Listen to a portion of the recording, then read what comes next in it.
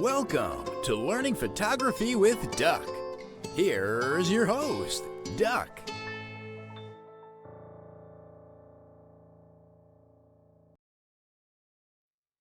Alrighty, we are back.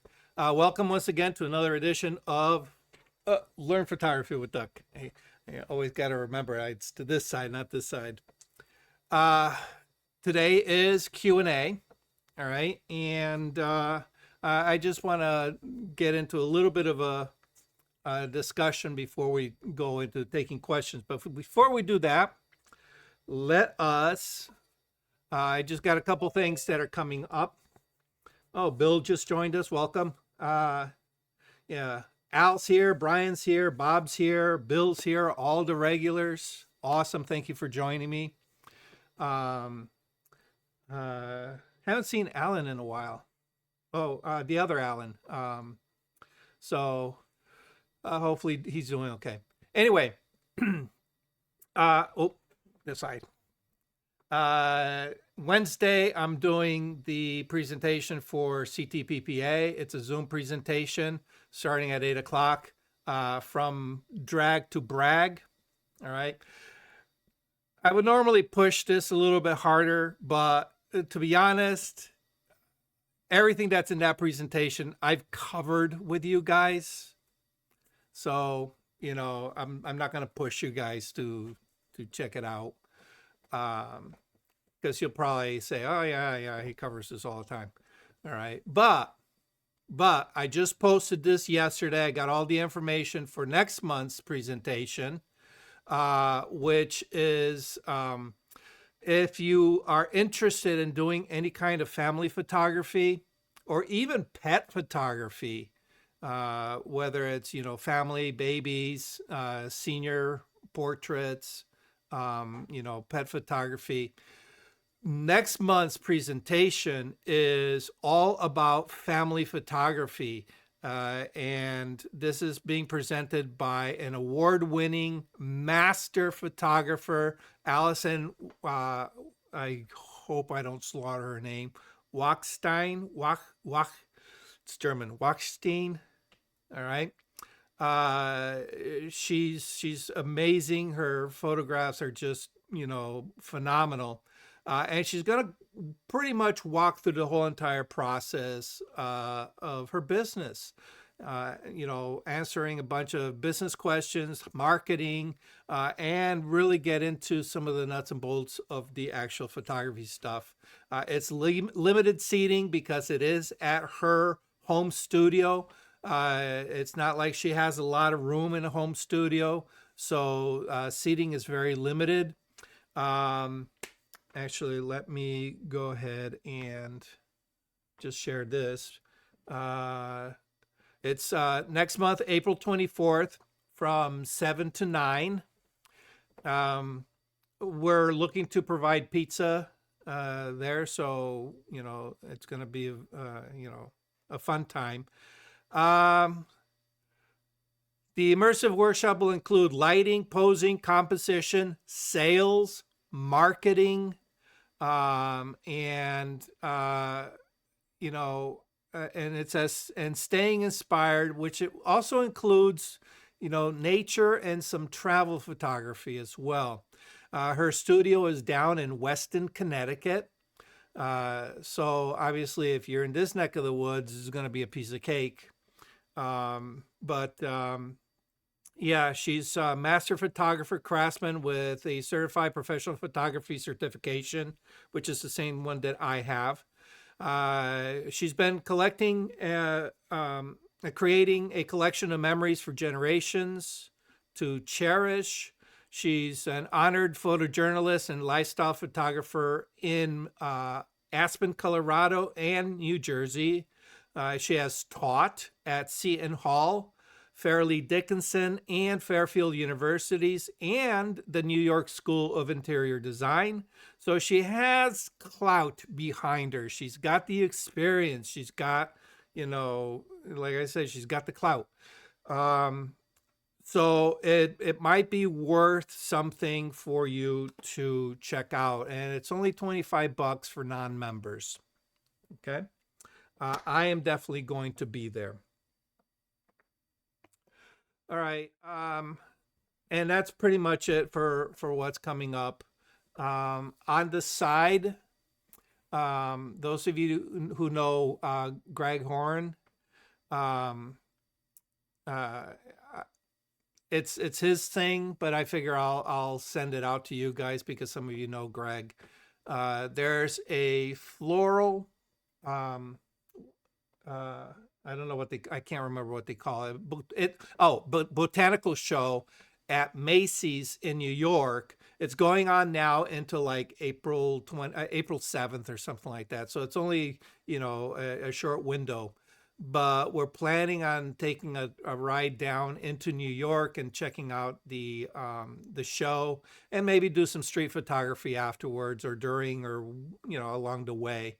Not this coming Thursday, but the following Thursday, which is, I don't know, the 20 something, whatever next Thursday is. So if you're interested, if you know Greg, get a hold of him. Say you'd like to tag along. If you don't, let me know and we'll get together. Okay. All right. Anybody have anything they want to promote? Bill?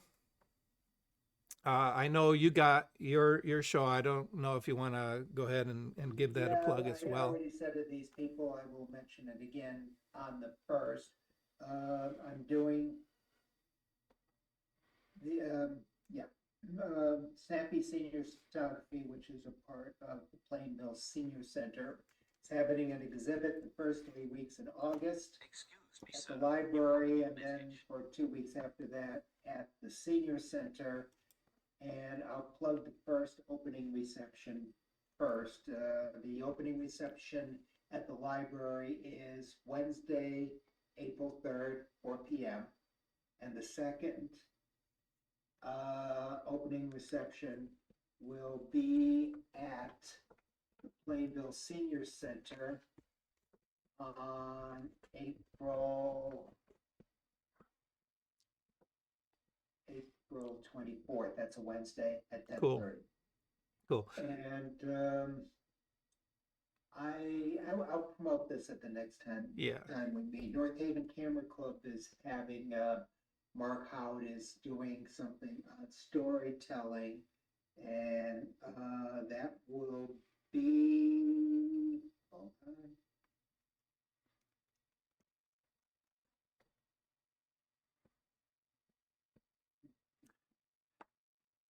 Yeah, my wife and I are interested in going to the reception. It's going to be the one probably in April. later one. So the later one, I think. I have to double check with her. Obviously she controls the home schedule. You know that how that goes. Happy wife, happy life. Okay, I'll tell you this now because the next time we meet is the first, and this North Haven Camera Club thing is on April 2nd. It is Mark Howe. The topic is creating stories with videos and photographs. Nice. And he will explore the art of storytelling through pictures and moving pictures and how we can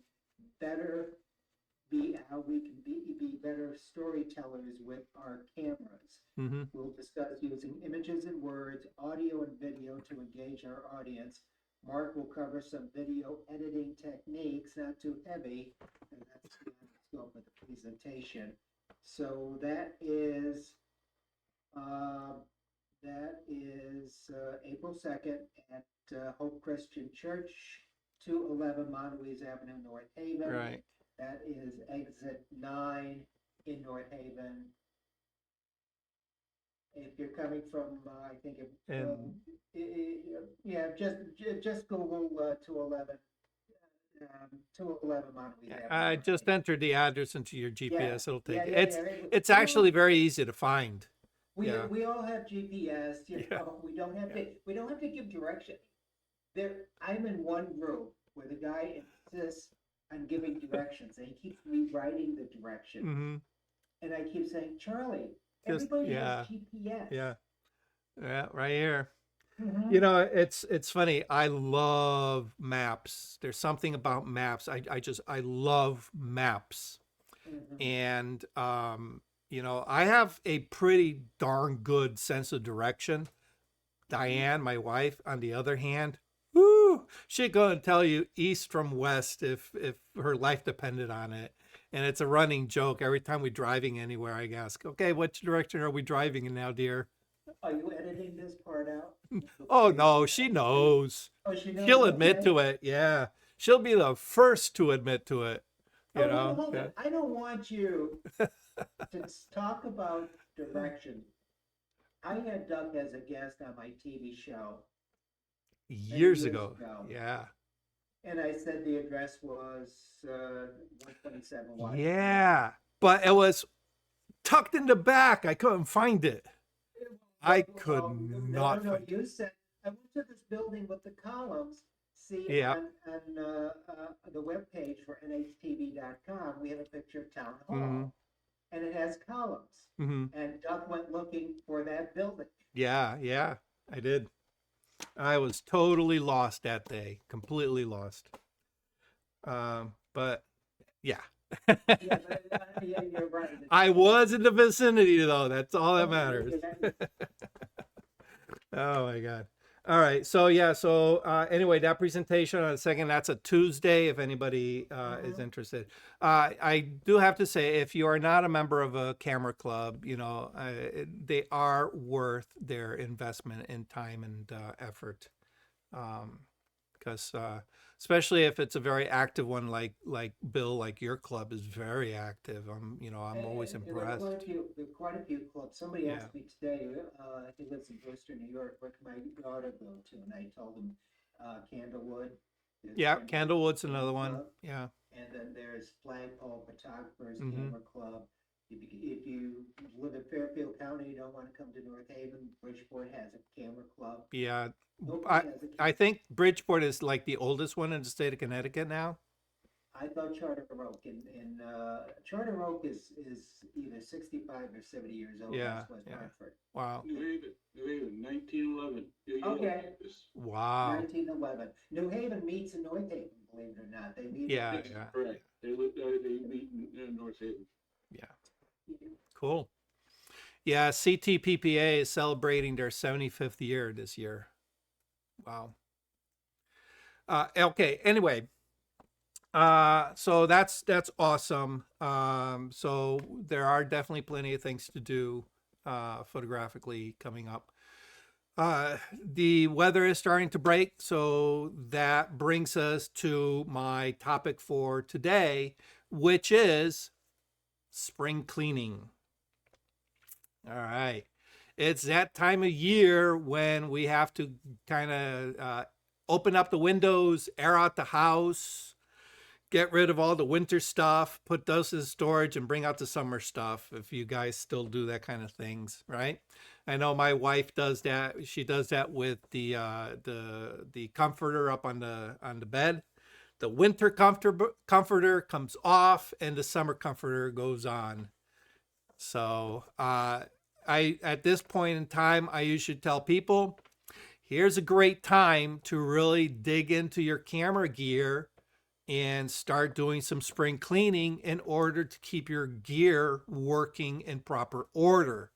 All right. Oftentimes, you know, we throw the camera into the camera bag and you know, that's where it resides year in, year out. And which brings us to our first one, which is our camera gear. All right. This is where you want to do your sensor cleaning. If you have multiple lenses, you'll want to do your lens cleaning, get rid of any, you know, caked on dust that has caked on over the previous year since the last time you cleaned it. If you are not comfortable cleaning the sensor on your camera, you know, yourself, which it really isn't that difficult to do, but some people are a little skittish about it because, you know, ooh, sensors, you know, that's the heart and soul of the camera. If I screw that up, you know, I've ruined several $1,000s worth of gear. But it really is not that difficult to clean yourself. But if you're not that brave, you can always take it down to Milford Photo. They have a camera cleaning service that, you pay a few bucks and they will clean the sensor for you, and they will guarantee it to be spotless. Okay. So camera gear, your camera, your lenses, basically what you want to do is take your camera bag and upend it. Get everything out of your camera bag. Get rid of all the trash that's accumulated over the season. All right. Where am I? Why am I not? There we go. Okay. Empty out those camera bags. I know from experience, every time I empty out my camera bag and I look down at the bottom of that camera bag, it can get a little skeevy at times, because I'm the type of person that out in the field, I very rarely look at what I'm doing as I'm, taking things out in and out of my camera bag. I know where everything is, so I can reach into and grab things in and out of my bag without having to look at it. So oftentimes my physical attention will be somewhere else as I'm reaching into the bag to grab something. And oftentimes, I'll have a wrapper, I'll have a paper towel or a napkin that I used for something, and instead of putting it into my coat pocket, if I'm not wearing a coat, I'll throw it into like that the front zipper section of my camera bag. And after a couple months, there's a couple of things hiding in there that shouldn't be in there, and it's just, paper towels and napkins tend to disintegrate and collecting in the corners. So take that camera bag, upend it, take everything out, get rid of the trash. If you got a vacuum cleaner, vacuum out all the lint from the corners of the camera bag. Wipe it down, disinfect it, do whatever you can, and then repack it nicely, properly, organized. Get rid of the stuff that you don't need. Get rid of the garbage. At this point, I also suggest really go through anything that has a battery. I know your camera bodies have the rechargeable batteries that you probably, maintain fairly well. If you're smart, you're going to have at minimum 2 batteries so that you can always rotate them and always have a backup. So in case you run out of one, you have your backup ready to go. You just insert it. But additional equipment, some flashes will require, the AA batteries, some remote triggers, especially the ones with the intervalometers that have a timer, will require some kind of battery. Flash triggers will have some kind of battery. If you use these alkaline batteries, here's a good time to really go in. Don't just, say, yeah, they're good and not do this. Take the time, open up the compartment, pull the batteries out, inspect the batteries, make sure that the batteries haven't been compromised and started to corrode.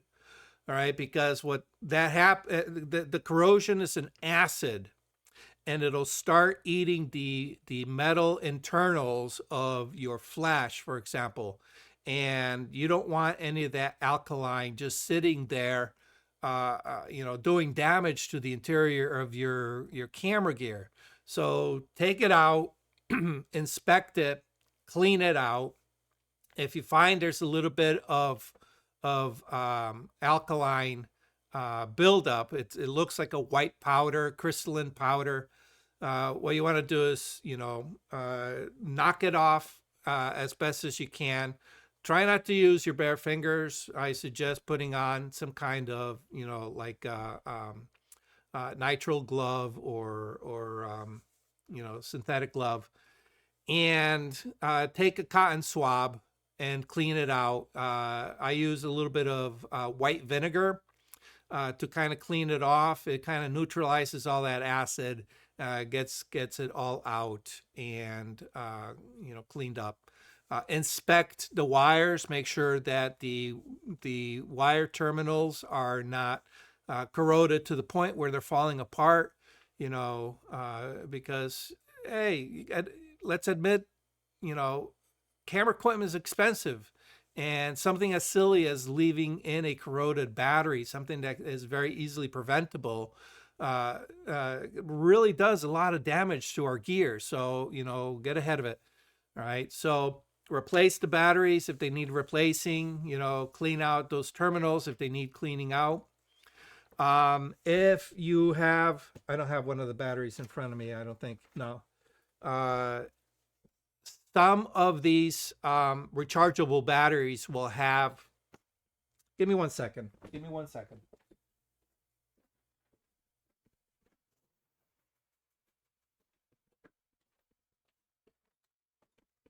All right, there we go. Hopefully, let's change it. All right. See these little copper terminals here?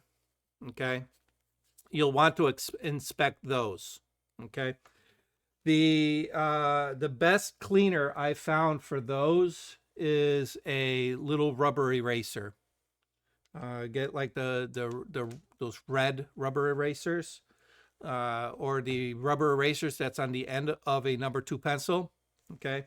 Depending on the type of terminal, some terminals are easily accessible. You can just take the eraser to it.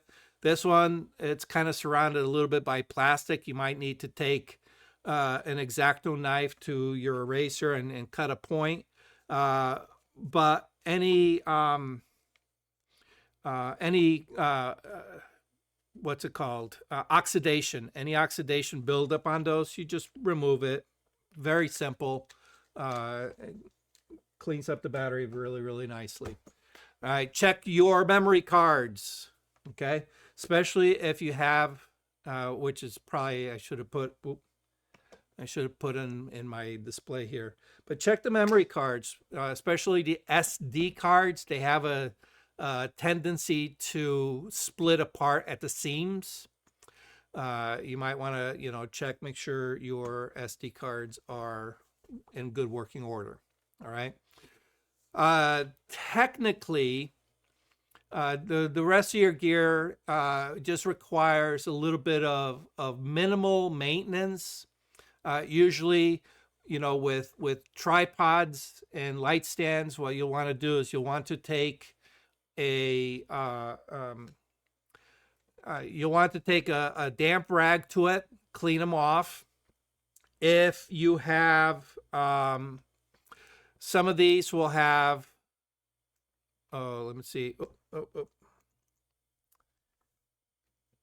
I can't, my annotation's not working. Okay, so my annotation's not going to work, or is it? Oh yeah, it is. Okay. So some of these have like mechanical parts that you can, all it requires is usually either a hex, a hex wrench, or a nut driver. And all you got to do is just check all of these, like this one here will have a little hex wrench or something. Just make sure that they're tightened up, they're not too loose. One of the things that I've found with some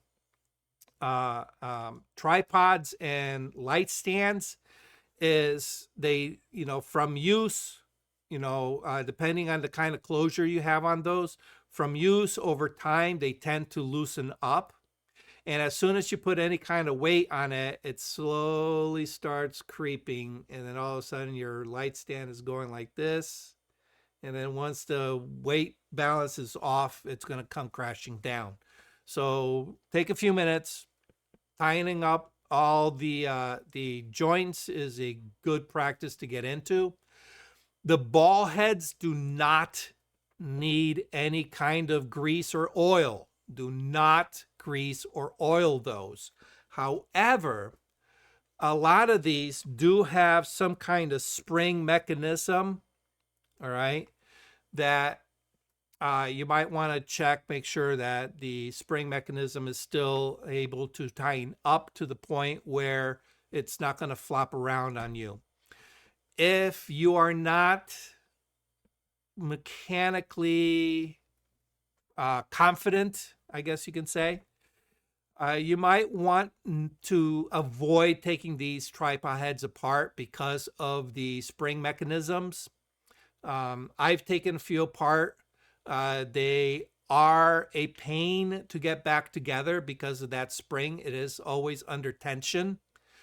So you have to kind of know a little bit about their construction. So if you decide to take one apart, pay very close attention on how it came apart, because you're going to need to reverse the order in order to assemble it. And oftentimes it means putting that spring back under pressure in order to install it properly. So not all of them have that kind of mechanism, but a lot of them do. So just be aware of that, okay? Especially like the pistol grip ones. Those mechanisms are atrocious. So anyway, the other thing is, if you're the type of person that plops your tripod into mud and sand and dirt and ponds and rivers, like I do, you might want to really extend those legs out and give them really, really good cleaning and inspection. A lot of times those rubber feet tend to deteriorate. You might want to take a look at those, and if need be, replace them. A lot of those rubber feet can be ordered and replaced. All right, so just do a quick inspection, okay? So tripods and light stands, the mechanism used to raise and lower a tripod and raise and lower the center column of a light stand are very similar.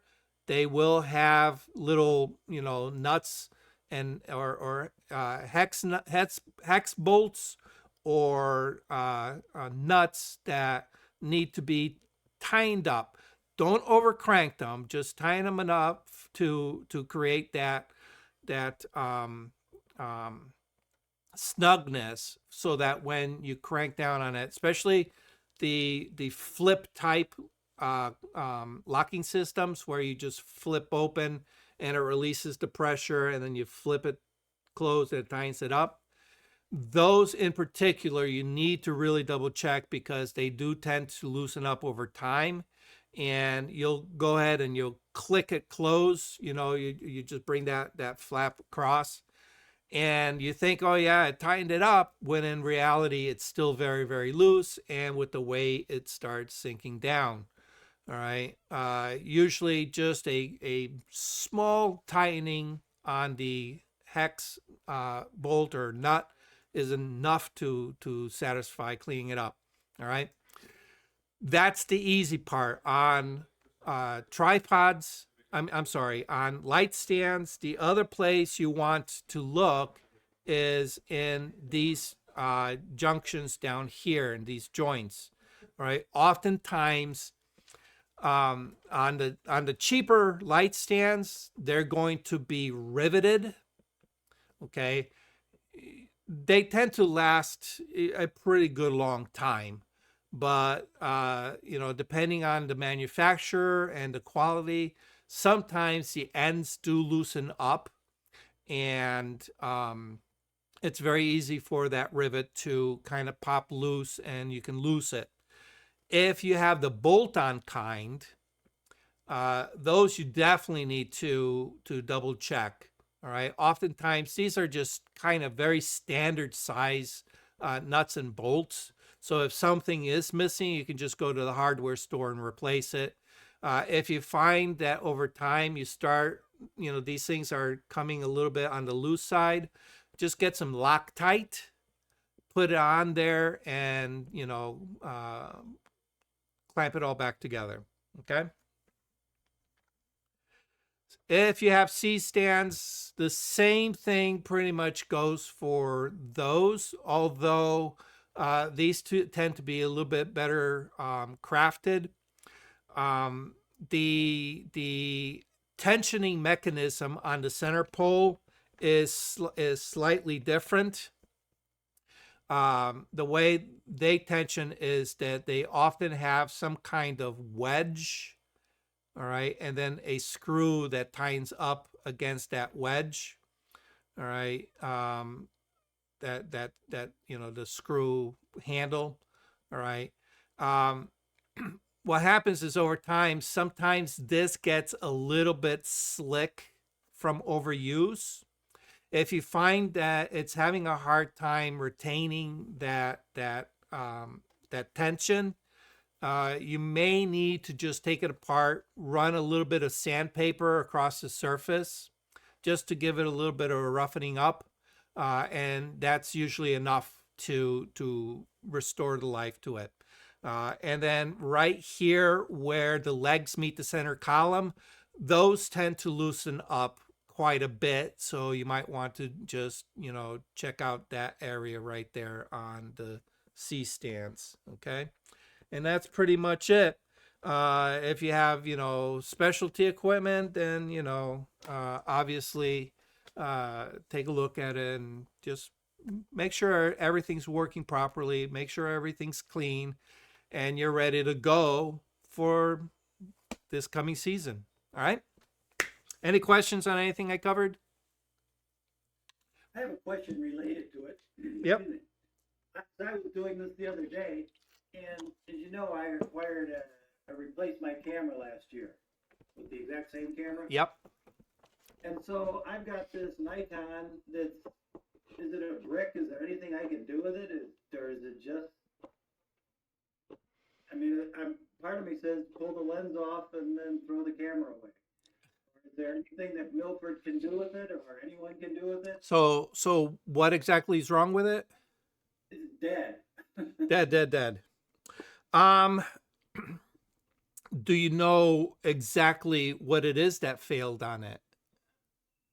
I turned it on one day and it said something about sensor, something is bad, contact the manufacturer. Okay.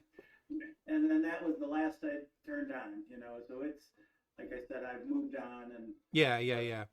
So believe it or not, all right, with older cameras, there is a bit of an aftermarket for companies that do repairs, because what happens is manufacturers will stop making parts to a certain model. All right, so that they build a model, they sell that model, and then they continue creating parts for it during the whole time that the model is active.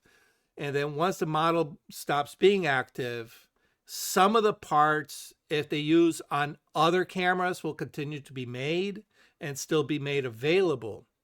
But what happens is after a while, parts become very scarce from the manufacturer. Once they deplete their product, their reserve of parts, that's it. You can't get it from the manufacturer. So now it has to go into the aftermarket. So people scramble for these parts. So what a lot of these smaller repair shops will do is they will source broken, or either cheaply bought or broken equipment. They say, okay, well, part A may be broken on that camera, but I need part C, D, E, F, G, all right, which are still good. So they can, bastardize a body for all those other parts.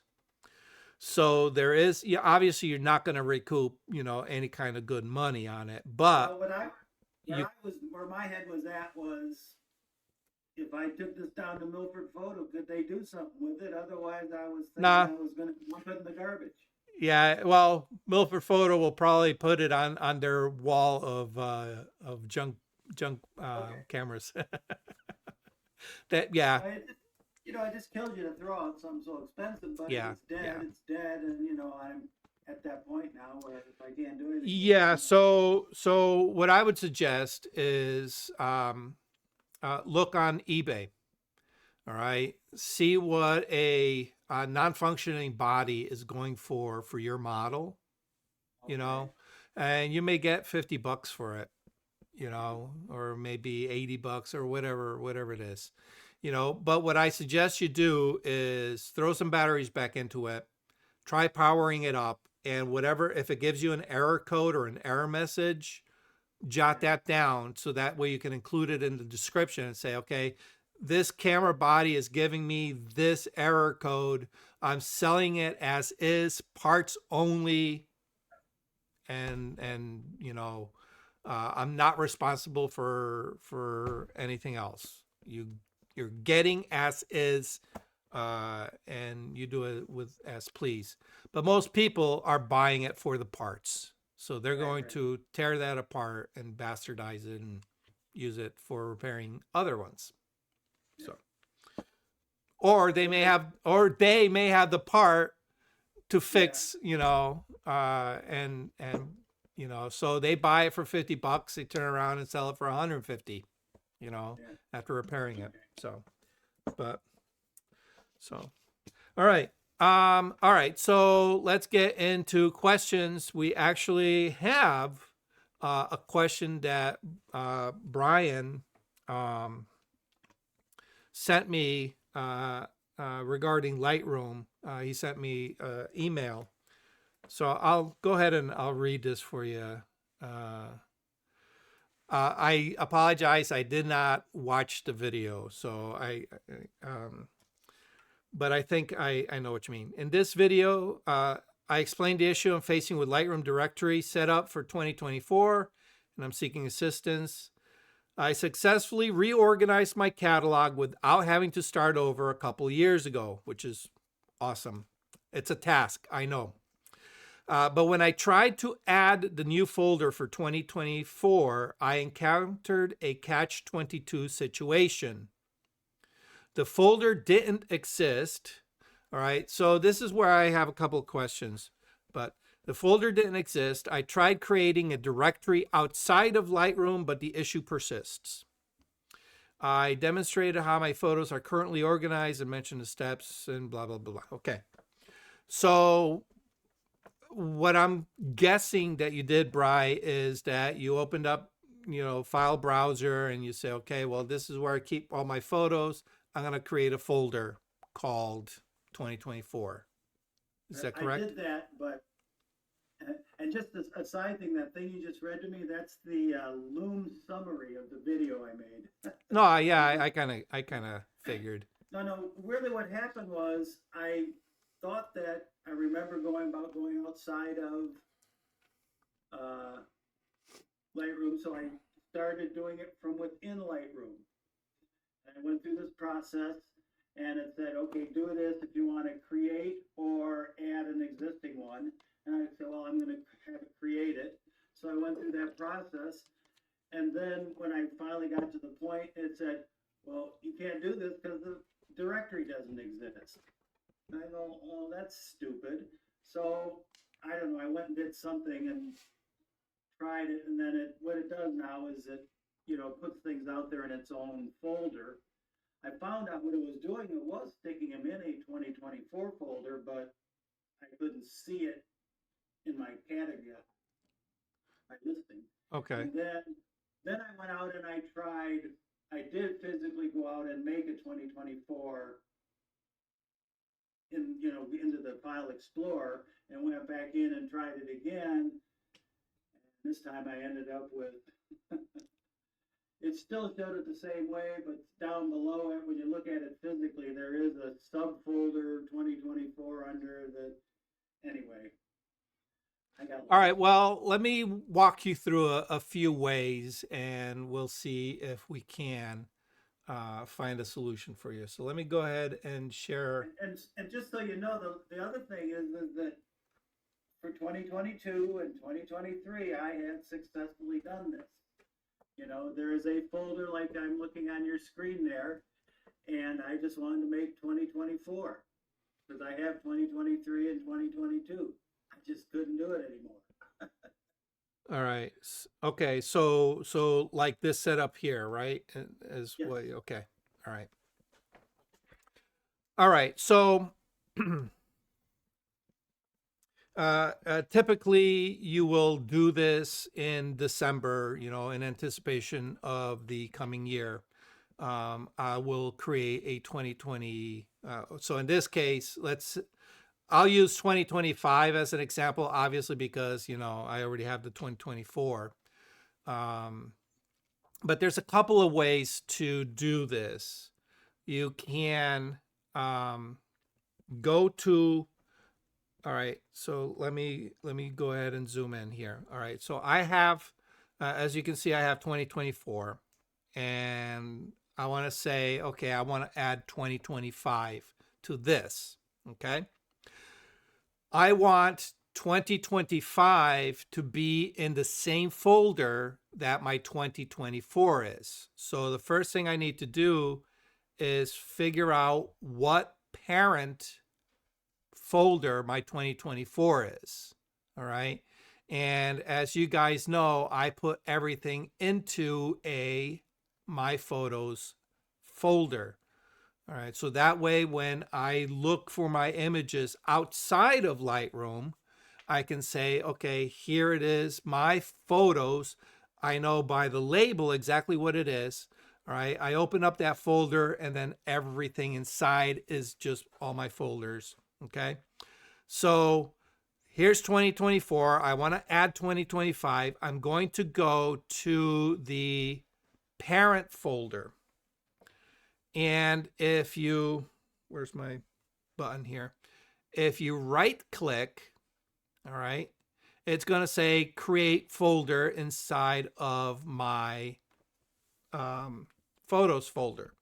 And all you do is 2025 and you hit create. Doc, Yeah. I have a question. Yep. I'm not looking at my Lightroom. Do I have physically I put everything into a folder called photos, but in Lightroom, do I have something that says my photos that's above all my other ones, or can that be the main? Okay. So yeah, I don't create my photos. I don't know how your structure is.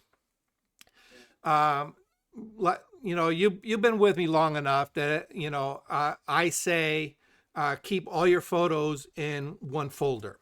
Okay. Right. So you should have a master folder that all your photos are structured under. What you call it may be different from me. All right. I call mine My Photos. You may just call yours Photos. All right. Or you may call it Images. All right. Camera pics, whatever it is that you have entitled on yours. Okay. So the best way to check, if you don't remember, is just go to your library, and in the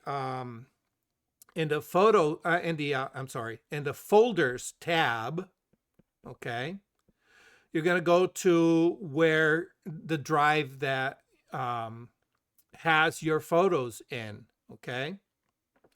And yeah. Am I still?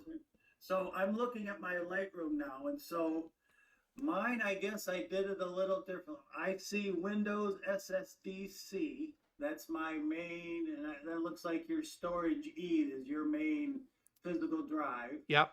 And then underneath that is where I have all my folders. I don't have a My Photos. Okay. Perfect. I have just what you have down below that. Gotcha. Okay. Good. Physically, All right. I have everything stored in a photos directory. All right. Physically, I do. Okay. So what you'll okay.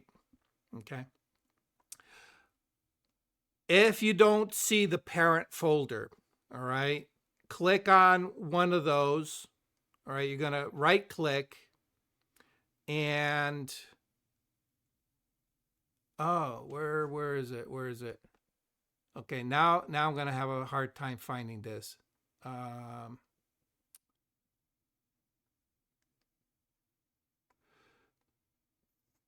haven't done this in a while. I think that's what I tried. Saw an add folder option there. There should be I know why. Okay, all right, I know. Okay, so mine already is showing the parent folder. All right, so where you have your tab, okay, whatever this tab is, open it up, okay, and the first listing, the first folder, okay, in my case, it's my photos. And you're saying on yours, you don't see it. What you're seeing is your first folder, whatever, okay? Right. All right. It's still going to work the same way. Just realize that my folder is already showing, yours isn't, but the process is still going to be the same, right? You're going to right click, and about halfway down, you're going to see show parent folder. Okay. When you click on that, it'll display the next level up. All right. And you said you have Lightroom open? Yeah, I'm looking at it. Okay. Okay. So at the very top, right click, show parent folder. Actually, I'll go ahead and hide. There we go. I hid mine. All right. You can see here, I no longer have my photo folder. Okay. Go to the top one, right click, show parent folder, give it a second, and it will populate it with, come on. Oh, why isn't it? Show parent folder. There it is. My photos. Okay. Give that a try.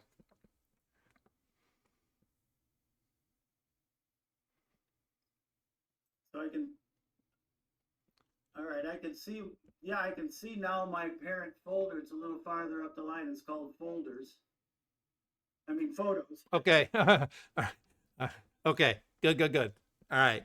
So that should be your master folder, where everything inside that should only be images. All right. Should only be photos from your camera. Okay. All right. That's a nice way of keeping yourself organized. All right. Now, some people will say, well, aside from that master folder, I don't have any other folders that I'm bouncing stuff around. So why do I need to show that folder? Well, you don't. All right. If you don't bounce anything outside of your photo folders, you don't need to have that parent folder displayed. All you need is just everything within. But for me, I don't know, the way my brain works, I like seeing that parent folder. It's a label that's reassuring for me, even though I know where all these folders reside. Okay. It just, for me, it's a subconscious thing. I need to see that my photos. Okay. I agree with you. I didn't know I could do this. Right. Because it's just, yeah, I feel better knowing that everything's underneath photos. Right. Like I said, I moved most everything under there, but okay. Yeah. So basically, I can create that from the photos thing when that's showing, right? Okay. So now that it's showing, yes. And this is probably another reason why I like having it there, is because if I need to create folders inside that parent folder, it's easy to do it from here. Just like I said, all you got to do is just, where's my button? Just right click, create folder inside of my photos, and you're done. Okay. Just like I did here. All right. Actually, let me go ahead and remove that. Remove. There we go. Okay. So right click, create folders, 2025, create, and voila, there it is right there. Okay. Or whatever folder you need, if it's a year, if it's, a temporary, I sometimes will make a temporary folder, if I'm working on something special. All right. And then I'll move it around as needed or get rid of it. Okay. So let me remove that. All right.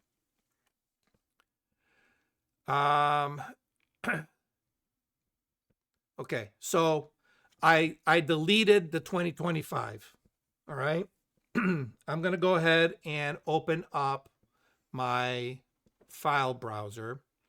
Before you go do that, Doug, so I've got a 2024 That's that I created. That's what I'm going to do right now. That's what I'm going to do right now. Okay. So I am now here. I will close this. Here it is. I am now outside of Lightroom. I am in my file browser.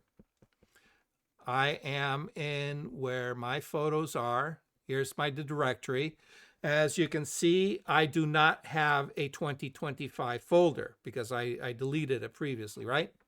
So what I'm going to do is I'm just going to right click, new folder, 2025, hit enter, hit F5 to reorganize. All right. Here is now my 2025 folder. Okay. So I created this outside of Lightroom. The folder exists, but now, unfortunately, Lightroom has no clue. All right, so let me move that aside and bring, where's Lightroom? Bring Lightroom back, okay? So if we look here, there is no 2025, okay? But we want to add it. We know it's there because we just created it, all right? So again, this is another reason, for wanting the parent folder. Right click on the parent folder, and a little bit lower than halfway point, there's going to be a synchronize folder. Click on that, synchronize folder, and it's going to go through a process. All right. Oh, you know what? It may fail. Now that I think of it, it may fail because it's an empty folder. It's an empty folder. Okay. What if I do that with my 2024 that has stuff in it? I guess insert new photos. I have a very large library, so this is gonna take a few minutes. Synchronized folder wants to import 23,021 photos. Okay. Well, that should tell you something. Okay. What? that you have a lot of photos that are not in your catalog. Oh. All right. Yeah. Okay. I'm going to go ahead and cancel this because it's just going to take forever. All right. But I just realized that it may not do it simply because there's nothing in there. All right. So we may need to put something in it. All right, so I might want to just go ahead and copy. Oh, no, I don't want to create a link. Let's delete that. Well, let me delete it. Okay. Control. Oh, what happened? Oh, new folder. There we go. Sorry, 2025. Why didn't? Okay.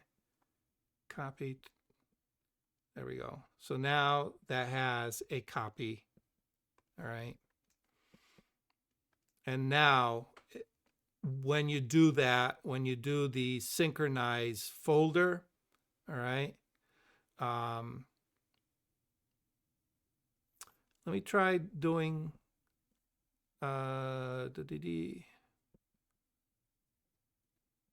select folder. Okay. Yeah, it doesn't do it. Okay. Yeah, I think you would have to do it with desynchronize. Okay, I will get rid of that.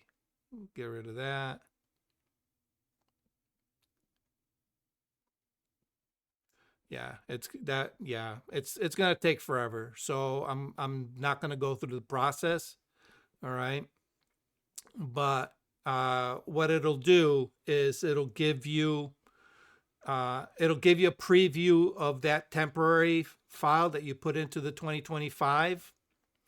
And if you add that into the catalog, it automatically loads the location, which is that 2025 folder. Okay. So if you've already started adding photos or even photo image file folders into the 2024 for you, into the new one, it should recognize it. All right. Because the scan is going to look for images.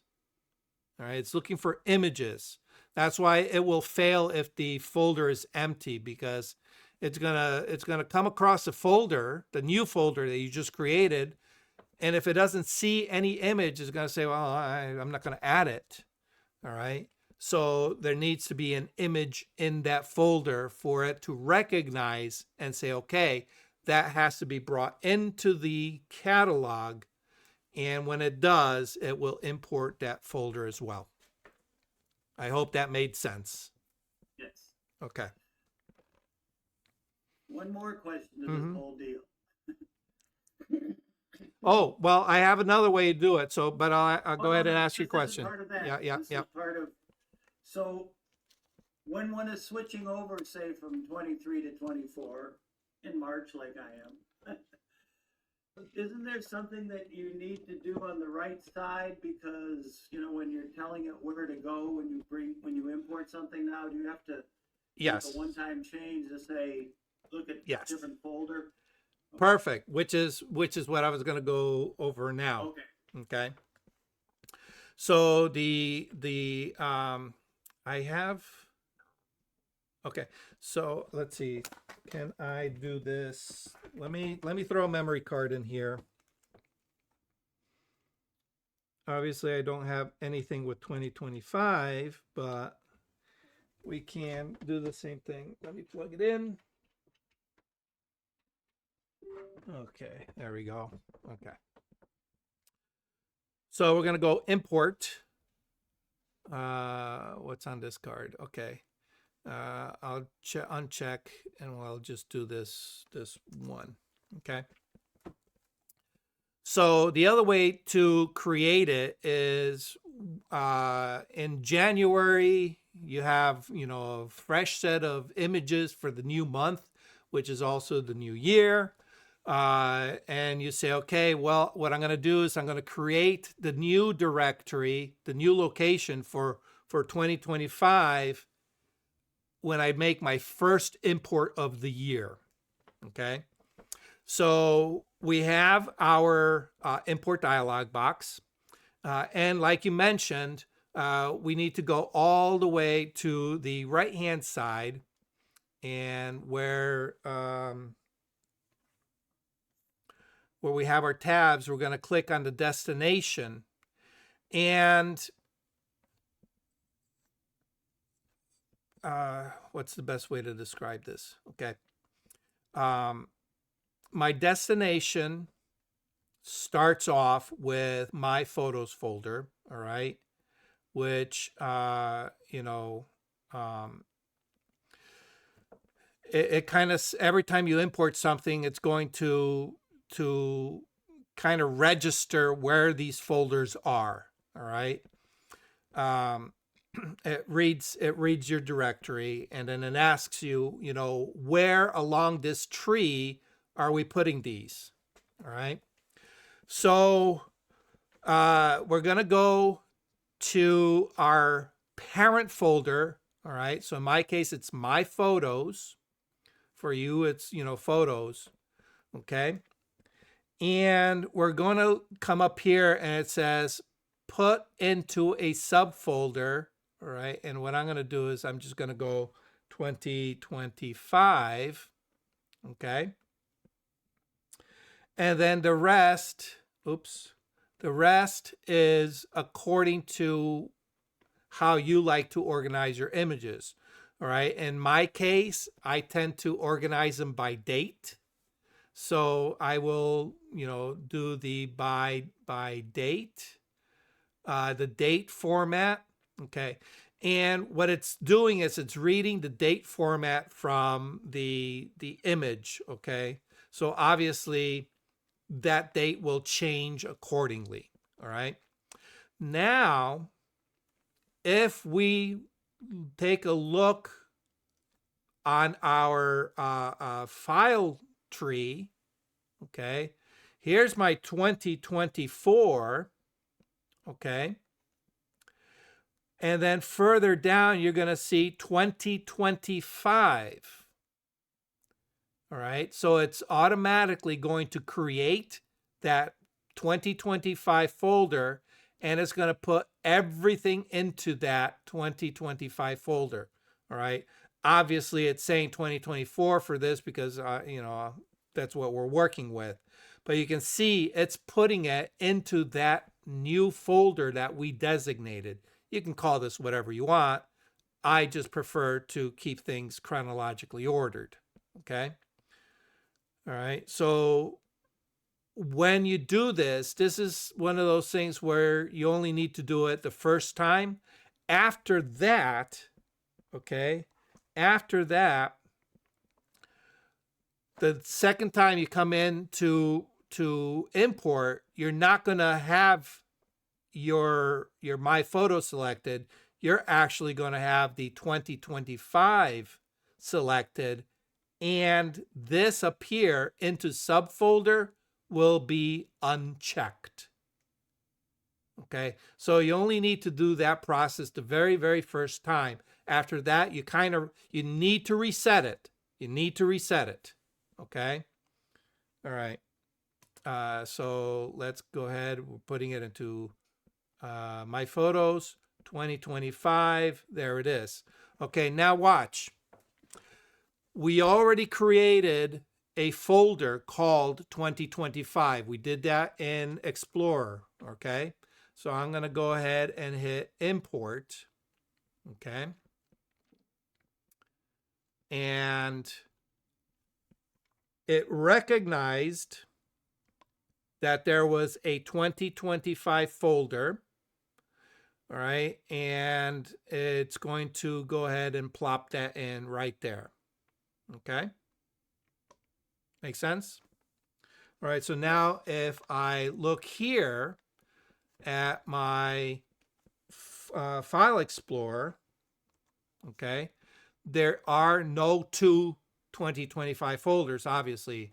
All right. So it recognized that there was already a 2025 folder, and it's going to register that into the library. So now you might want to do that if you're a little shaky on how to do this and you've already started loading that 2025 folder with subfolders that are not in your library. You can do an import and it will automatically register that 2025. It won't register the subfolders, okay? But the nice thing is you can now go to that subfolder, and do a synchronized folder, all right? And it will show you all those subfolders that need to be brought in, and you can now do a import on those in place. Make sense? Got it. All right. Preview unavailable because it's probably not. Okay. All right. I'm going to go ahead and delete this simply because I not need this in here. And I'm going to go ahead and delete my 2025 because I don't need it. Okay. But hopefully that answers your question. Yes, it does. Perfectly. Thank you. Awesome. Awesome. Awesome. Awesome. All right. Anybody got any other questions that they need answered? General Q&A. So it doesn't have to be about Lightroom. It doesn't have to be about Photoshop. It could be on any topic photographically. Let me ask a question. Sure. I have a picture with a lot of fog, a landscape picture with a lot of Okay. fog. Should I use dehaze? And a couple of things I do with clouds. I do dehaze, I lower highlights, and I think I lower the contrast. Should I do the same thing with a picture that's totally foggy? Okay. The raw image. It's a raw image. It's a raw image, yeah. Everything's raw. All right.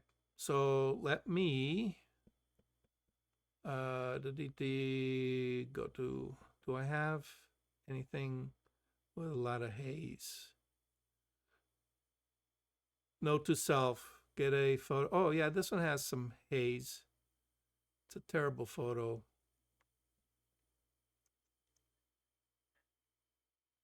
It's a blurry photo, but it has haze.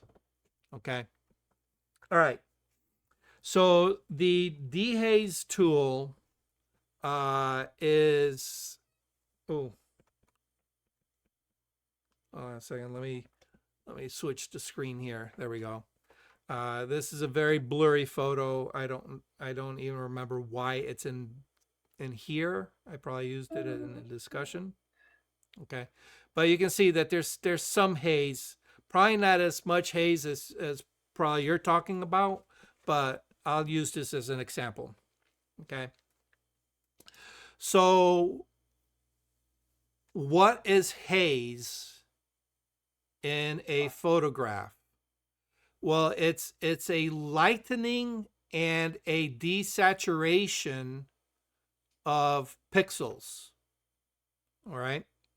So it's taking a pixel and basically doing an exposure shift.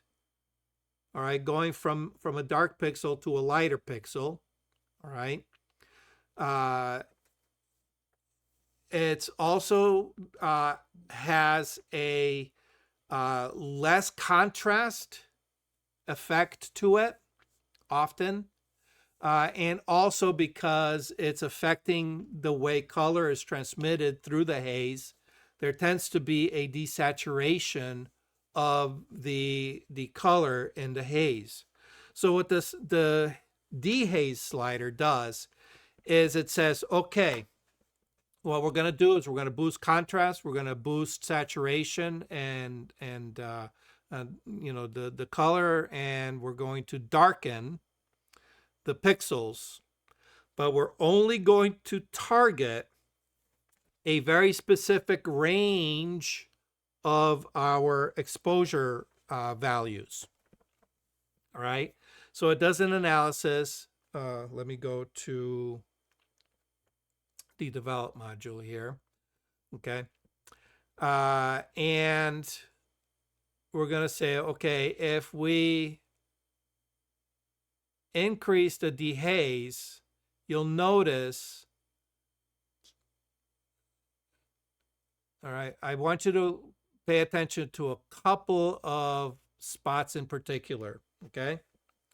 I want you to notice the rooftop of the church. Actually, you know what? Let me zoom in here. Okay. I go to 50%. Okay, there we go. Okay. Ooh, sensor spots. Okay. So I want you to take a look at the rooftop. Okay. I want you to take a look at the tree. Okay. Now you're looking at it, you know, it says, oh, well, I don't see any haze on that tree at this magnification. All right. But when we zoom out, let me reset all of this back to, okay. Okay. When we look at this, we can see that there's a lot of haze. Actually, yeah, there we go. Okay. But I want you to look at the roof, okay, the white part of the building, and definitely the tree, okay. And you can see that everything's washed out. Everything is looking bright, and not too much contrast, especially when you look at things like the texture of what would be in the trees. Okay. As soon as we start bringing that, oh, wrong slider, the dehaze slider up, what it's doing is it's removing that very bright influence, and it's darkening it down. All right. We can kind of sort of do that with a curves adjustment. All right. But this is probably a little bit more technical because it's doing a couple things at the same time. It's not just doing an exposure shift. It's also doing a contrast shift and a saturation shift all at the same time. Okay. And what it's doing is it's targeting the lights a little bit harder than the midtones and the dark tones of the original image, all right, in order to make it look more natural. All right, so I don't know if you guys follow that, but what it's doing is it's saying, okay, well, these dark tones should not be in the mid tones, they should be in the shadow tones, all right? Whereas this roof, which is a light gray, all right, should be more into closer to the middle gray. And of course, anything that's white shouldn't be that, you know, blown out white. It's going to try to recover it. All right. That's where you're going to run into the most amount of problems, is anything that is already a little bit on the overexposed side. It's going to have a hard time bringing back any kind of detail. But what it's going to do is it's going to remove a lot of that brightness from those pixels. All right. At the same time as it is adding contrast and adding a little saturation. Okay. So that's before, that's after, before and after. Okay. So how it affects your image is going to be something that you need to determine, you know, because every image is going to be different. All right. Some landscapes, it also depends on what is creating the haze. I find that this works best when it's that kind of like summer atmospheric haze, where what's causing the haze is that micro droplet humidity that's in the air, that's causing the light as it's going through the air.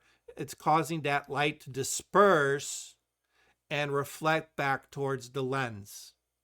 Okay, that's what gives it that kind of, you know, really yucky, washed out look.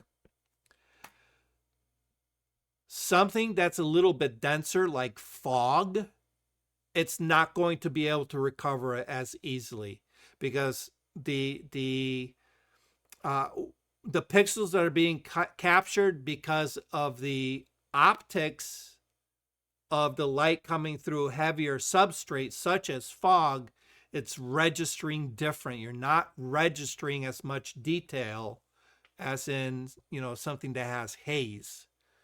All right. So you're going to get different results depending on the level of haziness. All right. Hopefully that made sense. Thank you, thank you.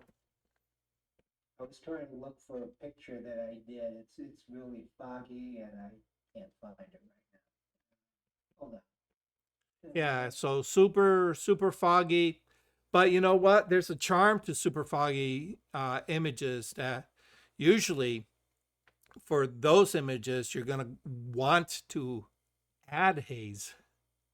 All right. In order to accent it, and then with some clever masking, you'll reduce the haze in very specific areas. No, I didn't save it. Okay.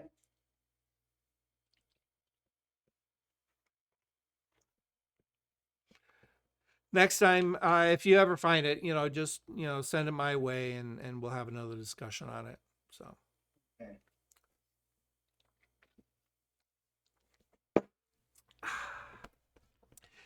Any additional questions? Bob, how you doing with your work? Have you been practicing? I gotta put. Take the speaker off. Let me take the speaker off. I've been trying to do that last session that we had with the curves and masking. I'm still playing with it. Getting there. Yeah, Getting there. awesome. Getting there very slowly. The problem is I don't have the time. The wife has a computer a little tied up. I'm up down and I can only do it when she goes to work. I gotcha. You got to set up a little schedule chart. Put in your name. I got the computer from this time to this time. Let me put this in so we don't get feedback.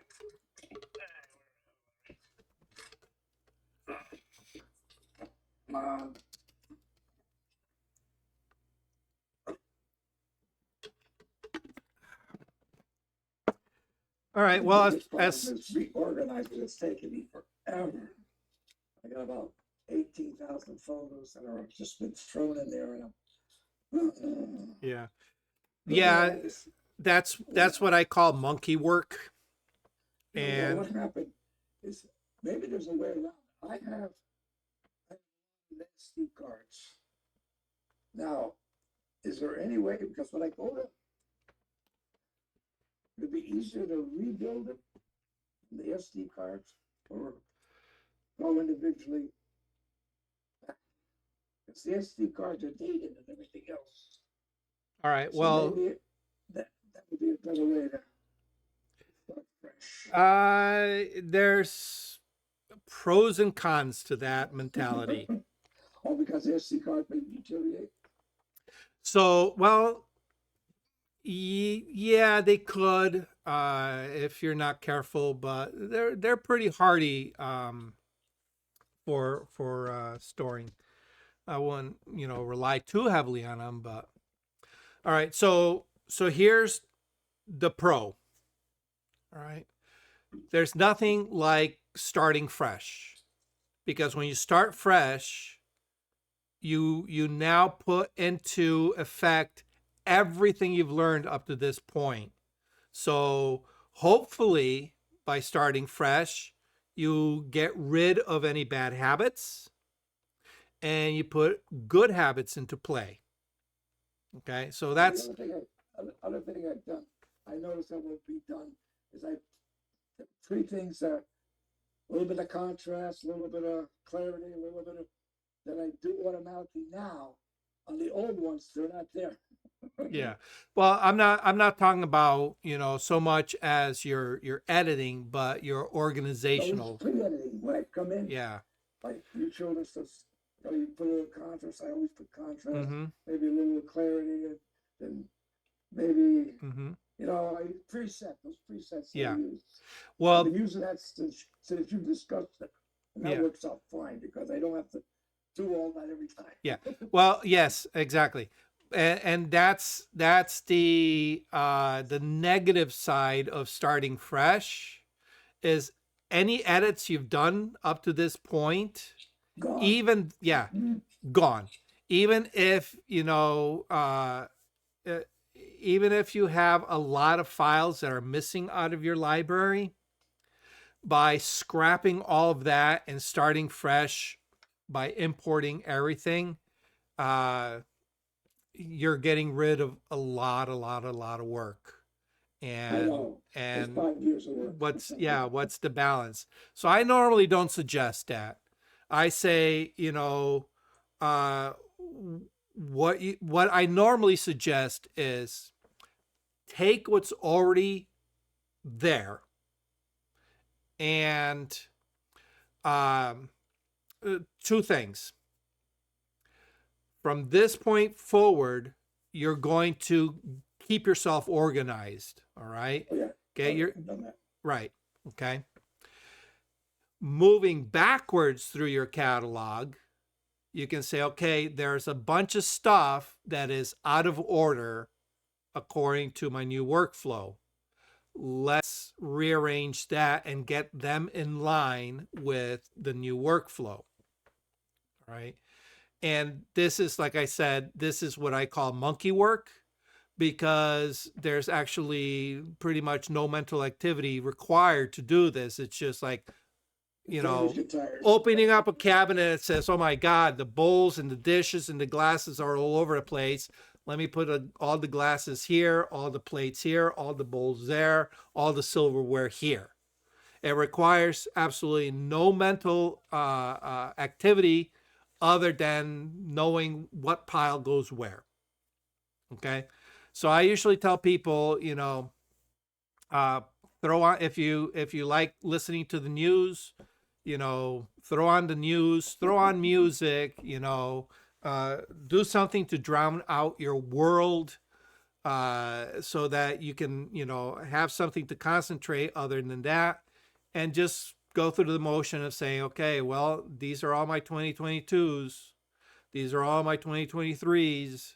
These are all my 2024s. Okay. And as you go through, you do a folder synchronization. So that way you make sure that all the images from that folder are in your library. Okay. And then once that's done, that's pretty much it. You know how to find those images now, because they're now in your catalog. All right. They're according to the date. All right. You've taken the time, do a quick inspection on the contents of the folder and just add a little title that says, all right, duck photos from Milford Pond. Okay. Bison photos from my trip to Arizona, whatever it is. All right. I usually say 3, 4, 5 words, to kind of kickstart the gray matter and say, I remember what's in that folder now. Okay. It just makes things easier to find down the road. All right. And that's usually the minimum that you need to do to get yourself organized. Okay. At that point, once you've gotten to that point, then you can say, okay, well, I want to go through and look for certain images that I want to process and work on. Okay. This is where it gets a little nutty. Okay. Because if you were not diligent in your workflow from the start, you now have a bunch of folders that are hard to sort through because nothing's been tagged. Probably not, right? Right. So you have to kind of go by the descriptor of the folder. Okay. So at this point, if you have a project, let's say you want to put a book together of flowers, or you need to say, okay, I need to gather a bunch of family photos from, because of memorial, because somebody's getting married, because, two families are coming together and we want to, share our family with them. Then you start sorting through, but as you sort through, you're going to start tagging properly. All right. So that way, as you're working on your project, you're able to come back to it and manipulate it accordingly. All right. And this is where it takes the time. Okay. And then once that's done, that's it. Your job is pretty much done for those folders. Any folders that you haven't done, they can stay that way unless you decide to revisit them, But how, in reality, how often do we revisit our old photographs? It's not until, a little bit of inspiration comes in that says, oh, I'd like to do this with some old photos. Or, oh, I remember that one image that really stuck in my head that I had a hard time editing, but now that I got new skills, I want to give it a go. All right. Yeah, some of those, yeah. Yeah. Yeah. So if you've gotten to the point where at least you've labeled the folders with the contents, makes it a little bit easier to find. Once you're in that folder, then you can properly tag it. So that way, the next time you're able to find it very easily. All right. Or better still, put it into a collection, either a dumb collection or a smart collection. All right. So that way, as you're working on a project, whatever project that is, all right, you can make as many collections as you want. Yeah. At least you'll have a collection that says, okay, I have all these images spread across these 18,000 photos. Okay. Here's one that may be potentially used down the road. Let me make a collection preemptively because I want to. All right. It can sit in that collection for the rest of its life. Who cares? It's not taking up any additional room. But when the inspiration comes, if you've already created a collection, then at least you have a place to start. Okay. And then from there, it's just, picking through. True. No. Yeah, it's But- just Yes, about halfway through. it feels daunting, but if you can, like I said, if you can do it when you're listening to music, listening to the news, half listening to a movie, all right. There's some noise, background noise. Yeah. Off of being so mundane. Exactly. Do the same thing Exactly. over and over. And you do it in chunks. Don't get it to the point where you're so frustrated you want to take the computer and throw it out the window. Do it in moderation. You say, hey, I'm going to dedicate 15 minutes to this. Okay. And in 15 minutes, you can get through quite a few folders. Yeah, All right. I can get through an entire year of images in 15 minutes with just reordering and relabeling. Because you say, that's all I'm going to do. I'm not going to go into the folders and start messing around. Right. You set your task. Exactly. You set your task to organizing by date, giving it a label, and that's it. Yeah.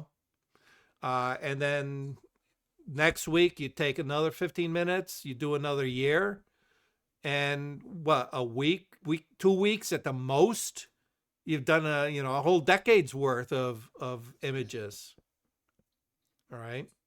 And within those 2 weeks, you've now refreshed your memory on all those old photos that you've taken. Yeah, right. You know? Yeah, another question is, when you use RAW, how come they always look blurry? Does that mean they have to be always edited?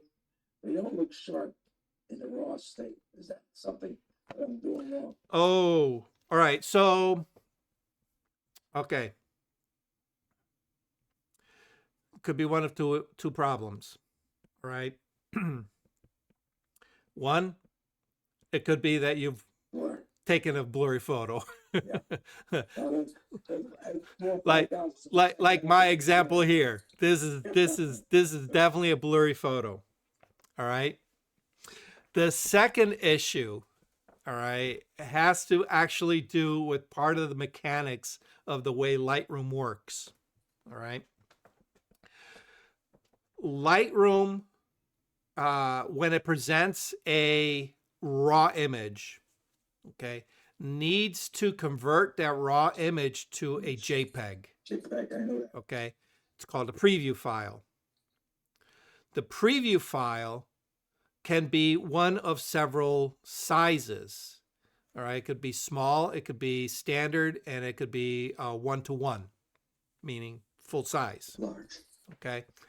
I normally do not suggest the 1:1 for long-term storage because that's a lot of memory being used. Okay, makes sense? Yeah. Okay. Standard storage is usually what I suggest, simply because it tends to ride that cusp between being small enough for storage but large enough for being usable. All right. The problem is that it may not be the best resolution for when you are editing. So what happens is when you open up your browse, the library, and you're in library grid mode, all right, what it's showing is a thumbnail version based on that preview. All right, and it's going to look really nice. And then you say, okay, I want to edit that image. All right, so the first thing it does is it loads that preview. And depending on how fast your machine is, it will load it up and it will look a little bit fuzzy because what it's doing is it's upscaling a smaller preview image. All right, and when you upscale it, it's going to look very soft and somewhat blurry. All right. In the background, what Lightroom is doing is it's generating a full-size preview. All right. And then once it's generated that, it's going to supplant the smaller preview with now the full size. Okay. And then when you're done editing, it'll dump that full size image. So depending on the speed of your machine, if all you're doing is going from, one image to the next, to the next, to the next, it's not giving the machine enough time to resample and give you the fuller resolution. Okay. So all you're seeing are the intermediaries at the lower resolution, and they're all going to look blurry. Does that make sense to you, why it's doing it? Or are you experiencing something? Yeah, it does. It makes sense. Are you experiencing something different? I've been a printer all my life, and sharpness is, you work with the dots and that, you can tell when they're in register, so it doesn't look quite right to me. I don't know why. Okay. I have to always work with it. Always work with it to make it sharper. And yeah. The other thing I suggest getting one of these and doing this. Oh no, I can still read 6-point type. Oh wow, God bless you. Let me tell you, I wish I had those eyes. I remember those days. I haven't been able to read 6-point type in years. Hey, Doug. Yeah, same here. Yeah. Doug, Yeah. can you share my screen for a minute? Sure. I found the picture. All right.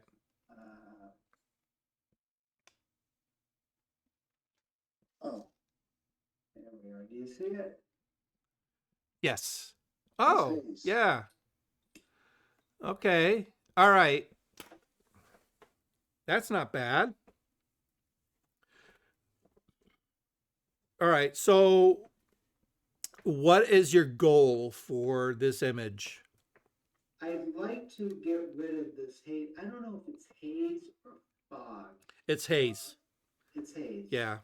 So, I would personally, what I would try to do as far as a global, I would do a dehaze and lower the highlights and up the contrast. And then I would select the sky and I would try to do the same thing there.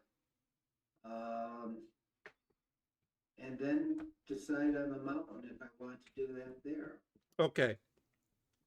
All right. So there's a couple of issues that you need to be aware of. Okay.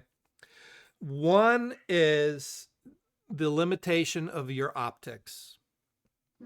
All right. So your camera is going to record what it sees.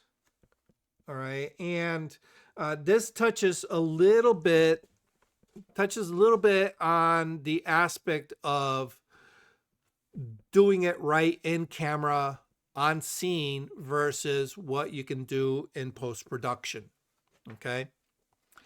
So one of the things, and I'm just going to cover everything, even if it may not apply to you or this particular image, but I'm going to just touch on it. One of the things that we see, if we notice that there's a lot of haze when we are photographing our scene, and we make the conscious decision that we don't want as much haze, then we would need to use a filter to cut through that haze. Whether it's a polarizer or an anti-haze, usually a polarizer, okay, to help cut through some of that haze. It's not going to cut through everything, but it's going to give you a boost on being able to cut through that haze. And now what happens is the sensor is going to record the detail that you want to be able to recover in your image. Okay? The image can only recover what it records. If it doesn't record enough detail, excuse me, there will be no detail for it to record. All right. So for example, in this particular image, the further back you go in distance, the more haze the light has to cut through. All right. So when we look at the mountain, if we can zoom in on that, and no matter how much you zoom in, and no matter how much dehaze, you will never recover any detail because the detail was never recorded to begin with. Make sense? Yes. All right, so now, excuse me, I'm getting a frog in my throat. So now, when it comes time for post-production in this situation, you have to keep in mind that, hey, there's only so far I can push the image into in post-production. Okay. So you can say, all right, I can either fight physics here or I can work with physics here. All right. And what do I mean by that? It says, well,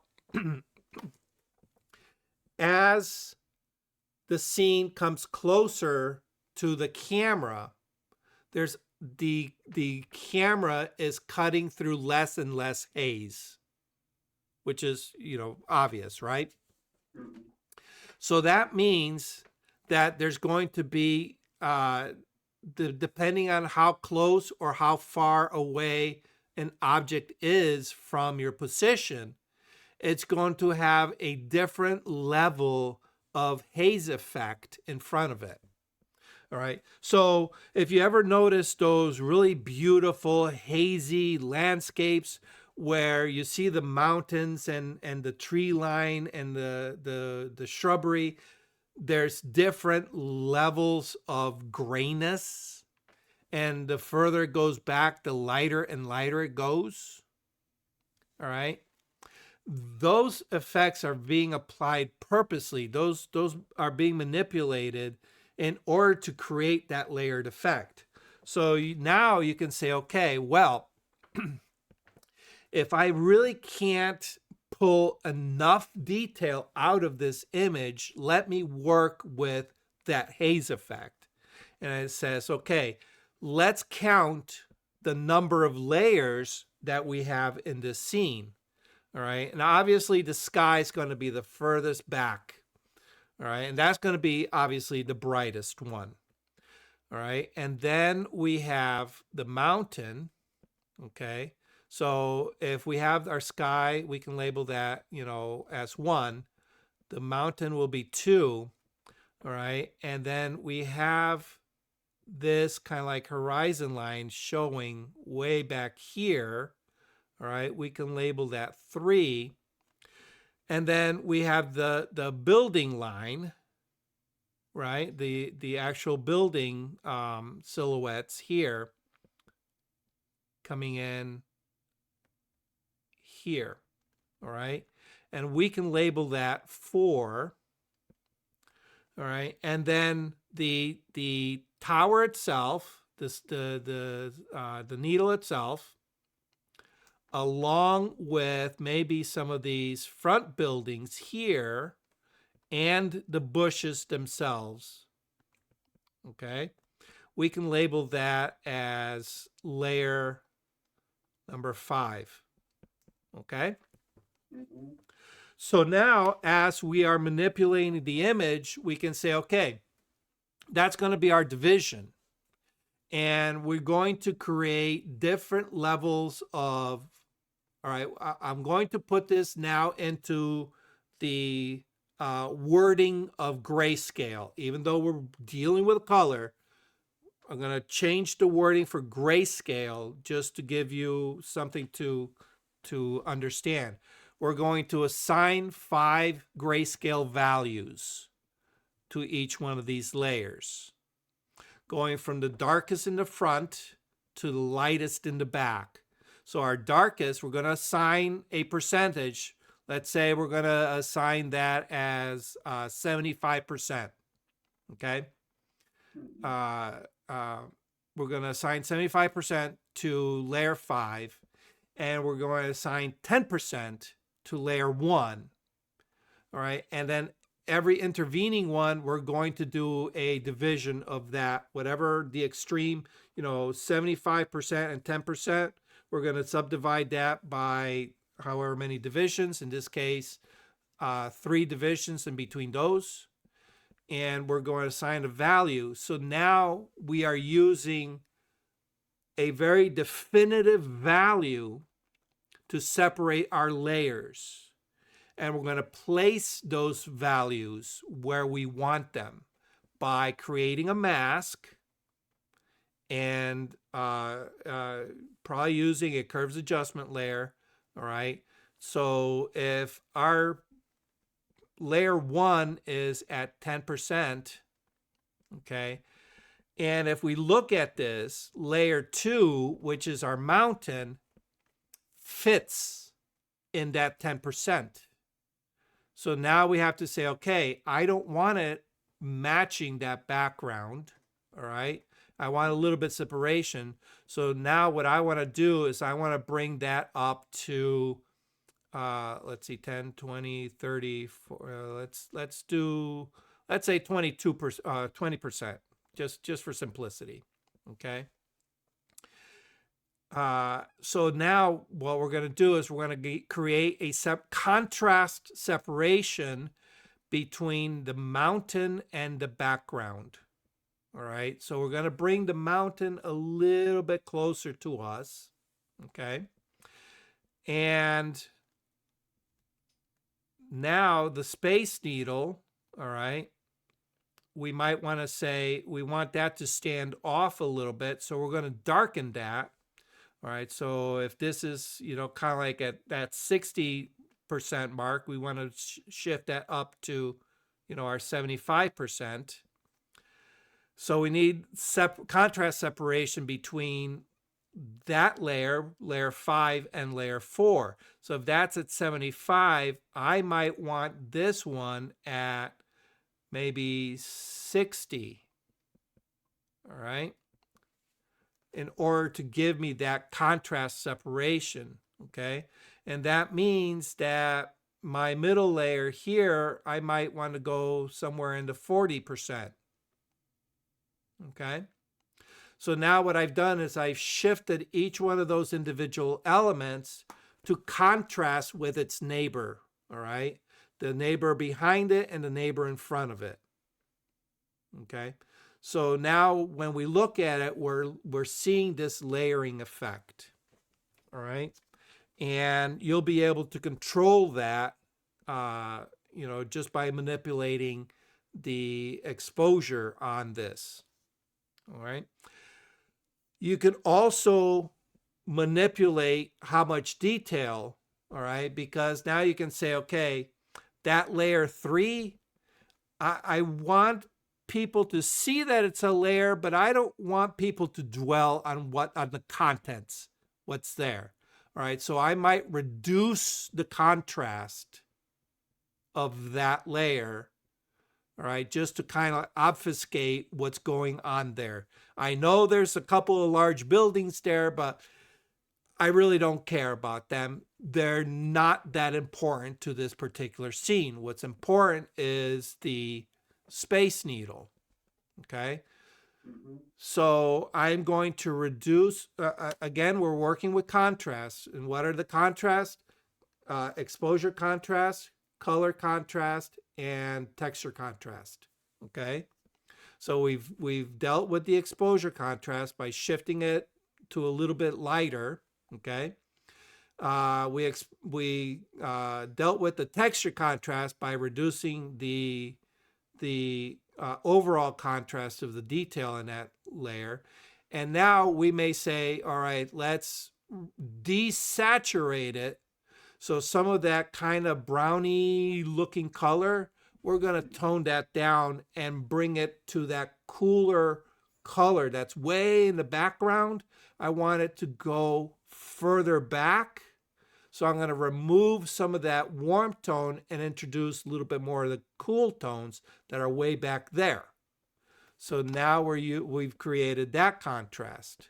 Okay, so the element that's in the foreground, where we want that to be our clearest, cleanest, sharpest, saturated, the detail. We want the whites looking whites. We want the blacks looking blacks, the whole 9 yards. And everything behind it is in support of that. Make sense? Yes. All right. So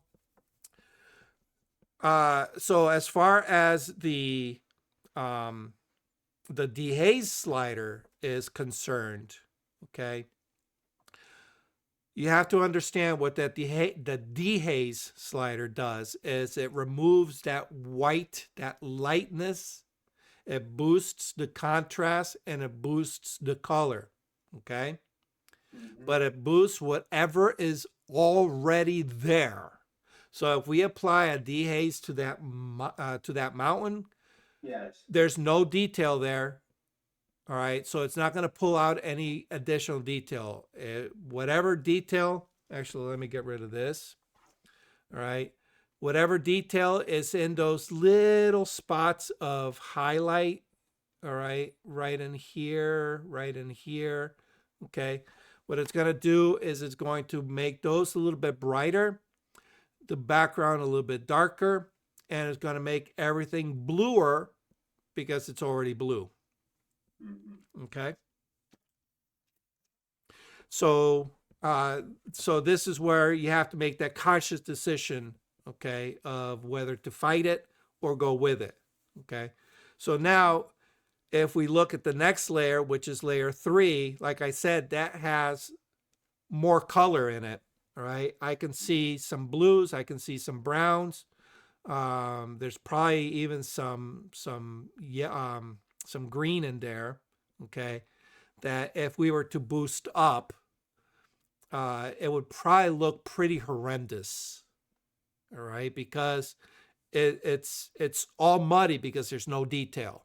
There's not enough detail contrast coming through that haze to be able to say, okay, I'm going to pull that out. So rather than fight it, let's reduce the contrast, push it back, make it a little bit more muddy, but we'll make it muddy in a controlled way, bring it from the warm tones to the cool tones so that it matches that background and we get that stepping effect. That's what I would do for this. Okay. So hopefully that gives you a little visualization. But yeah. Thanks, Doug. Yeah. The other thing I just noticed is, okay, now we're talking about the separation between layer 1, or I'm sorry, what I labeled as layer 5 and layer 4. Okay. Layer 4, there probably is enough detail to be able to pull out with the dehaze. But now you run the risk of it competing too much with what layer 5 would be. All right. So do you want the Space Needle competing with all the buildings in the background? Well, if you want the skyline to be the main focus, then yeah, that might be something that you want. Okay, but then the Space Needle is going to disappear a little bit, and what will be in the forefront is the bushes. So it's kind of like that balance you have to play with. Okay. Okay, thank you. Awesome question. Great. Yeah, I never even thought about going in depth like that. I tinker around with, background or subject matter, but never looking at a project and then dissecting it like you did, like 5 layers. I never even thought of it that way. That's Yeah. mind blowing. Okay, so let's put you in the field. All right. One of the things that I always tell people when you're in the field, a lot of times what happens is the photographer's attention is going to go immediately to the subject. All right. And all their concentration goes to, oh, let's focus on the subject. Let's get the subject in perfect exposure. All right.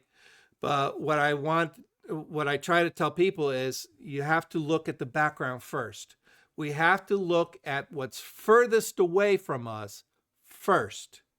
And that's the light, then the sky, then the background.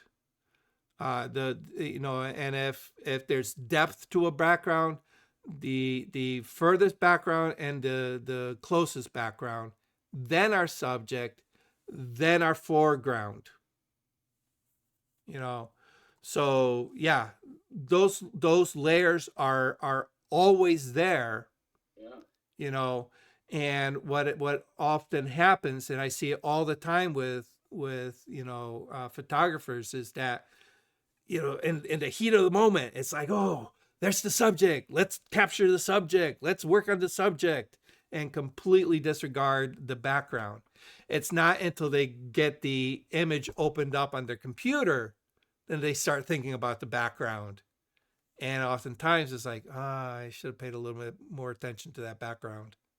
Yeah, absolutely. I mean, after the last couple of months of being with you on Monday evening, I've gone back to 1 year to 2 years of photographs, and wow, because what I've learned in the last 2 years on Monday, I'm applying it to some of my old photographs, and I actually entered some of them. So yeah. Awesome.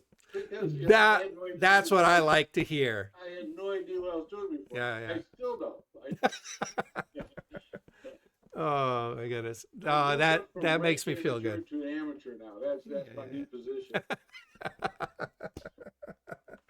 No, I'm glad to hear that. Yeah, thank you very much. That means a lot. So awesome. Good to know. Yeah. Good to know. So, but yeah, when you're in the field, pay attention to that background all the time. You know. You inspired me so much today. I'm getting up early tomorrow morning. I'm going to a bird sanctuary in Boca. It's nesting time. So Oh it's, yeah, yeah, yeah, very yeah, interesting. yeah. Nice, awesome.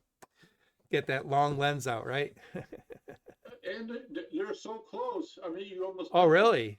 The nesting. I mean, they got a boardwalk that goes right through.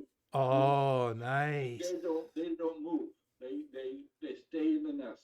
nice. And so the cranes and blue herring, green herring, king herring, all of them Wow, are in the wow. trees. There are Cool. hundreds of them. And where's this? Boca, on the east coast of Florida. Oh, okay. Yeah, yeah, yeah. 40 miles north of Miami. Any flamingos in your area? No. Ah, those birds are so cool. They really are. Flatbills are, but Yeah. not. They have to go a little further south and a little more inland. Oh, okay, They're okay. in the middle, not on the sides anymore. Yeah. Humans chase them away.